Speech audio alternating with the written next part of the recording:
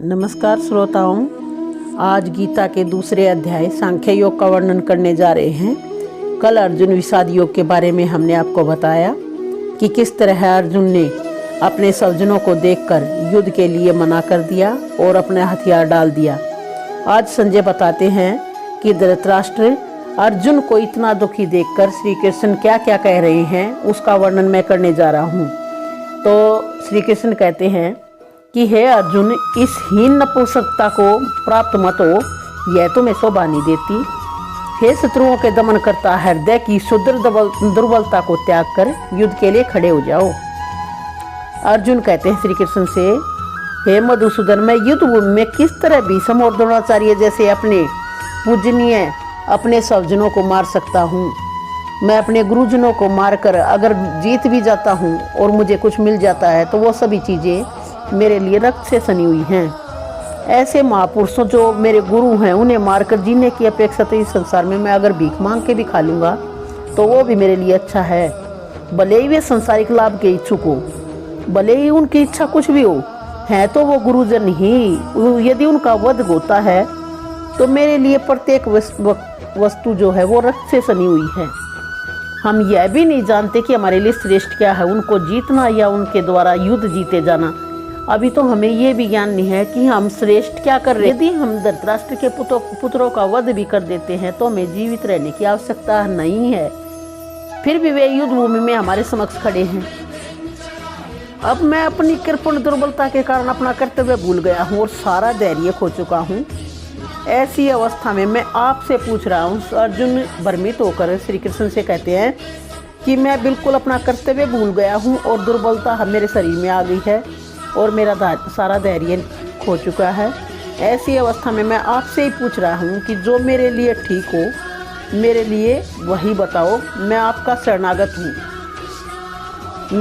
शरणागत हूँ और मुझे सिर्फ उपदेश दीजिए, मुझे क्या करना होगा। अब श्री कृष्ण अर्जुन को समझाते हुए थोड़ा सा हंसकर कहते हैं कि तुम पंडितों जैसी बात कह रहे हो। जो शोक करने के योग्य चीज़ है ही नहीं उसका शोक तुम कर रहे हो। जो विद्वान होते हैं वो न तो जीवित के लिए न ही मृत के लिए शोक करते हैं। तुम विद्वान हो लेकिन फिर भी शोक कर रहे हो। ऐसा कभी हुआ ही नहीं कि मैं ना रहा हूँ या तुम ना रहे हो और ये समस्त राजा न रहे हो, ऐसा नहीं है। और ऐसा भी नहीं है कि भविष्य में हम लोग नहीं रहेंगे, यानी कि हम पहले भी थे, अब भी हैं और आगे भी रहेंगे। जिस प्रकार शरीरधारी आत्मा इस वर्तमान शरीर में बाल्यावस्था से जवानी में और फिर जवानी से वृद्धावस्था में निरंतर आती जाती रहती है, उसी प्रकार मृत्यु होने पर आत्मा भी दूसरा शरीर बदल लेती है। लेकिन आत्मा अजर और अमर है। धीर व्यक्ति ऐसे परिवर्तन से मोह नहीं करते। अर्जुन को समझाते हुए श्री कृष्ण ने बताया, हे कुंती पुत्र, सुख तथा दुख क्षणिक उदय तथा कालक्रम में उनका अंतर ध्यान होना सर्दी और गर्मी की तरह है। सुख और दुख तो गर्मी और सर्दी की तरह आते हैं, गर्मी की ऋतुओं के आ जाने के समान हैं। हे भरतवंशी, वे इंद्रिय बोध से उत्पन्न होते हैं और मनुष्य को चाहिए कि बिना विचलित हुए उनको सहन करना सीखे। हे अर्जुन, जो पुरुष सुख तथा दुख में विचलित नहीं होता, इन दोनों में समभाव में रहता, वह निश्चित रूप से मुक्ति के योग्य है। यानी कि सुख में ज़्यादा खुश नहीं हो और दुख में ज़्यादा दुखी ना हो, वह ही मुक्ति के योग्य मनुष्य है। मर के किसी ने नहीं बताया कि हम मुक्त हो चुके हैं। इस संसार में रहकर ही हम मुक्त हो सके हैं, इसी संसार में रह के हम फंसे रह सके हैं। तो ज्ञान होना जरूरी है। श्री कृष्ण भगवान ने भी यही बताया है कि सुख दुख में निरंतर एक जैसा ही रहे तो वो मुक्ति के लायक है। तत्वदर्शियों ने यह निष्कर्ष निकाला है कि भौतिक शरीर का तो कोई चिरस्थायित्व नहीं है। जो इस संसार में हमारे हैं इसका स्थायित्व नहीं है, यह आता जाता रहा है, परिवर्तनशील है। उन्होंने इन दोनों की प्रकृति के अध्ययन द्वारा यह निष्कर्ष निकाला है। जो सारे शरीर में व्याप्त है उसे ही तुम अविनाशी समझो। उस अव्यक्त आत्मा को नष्ट करने में कोई भी सामर्थ्य नहीं है, कोई भी किसी में भी ऐसा सामर्थ्य नहीं है कि जो हमारी आत्मा को नष्ट करे। हमारा शरीर नष्ट हो सकता है, जीर्ण हो सकता है, वृद्ध हो सकता है, मर सकता है, जल सकता है, सूख सकता है, हर एक चीज़ हो सकती है, लेकिन हमारी जो आत्मा इस पूरे शरीर में व्याप्त है उसका कुछ नहीं बिगड़ सकता।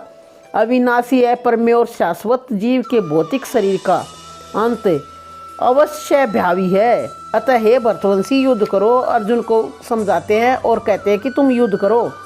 यह अध्याय बहुत ही महत्वपूर्ण है। इसमें ही जो श्री कृष्ण ने गीता का ज्ञान दिया है, मेन सभी बातें इसी में लिखी हुई हैं। जो इस जीवात्मा को मारने वाला समझता है तथा जो इसे मरा हुआ समझता है, वे दोनों ही अज्ञानी हैं, क्योंकि आत्मा न तो मरता है और न मारा जाता है। आत्मा के लिए किसी भी काल में न तो जन्म और न ही मृत्यु, वह तो न कभी जन्म लेती है और न मरती है।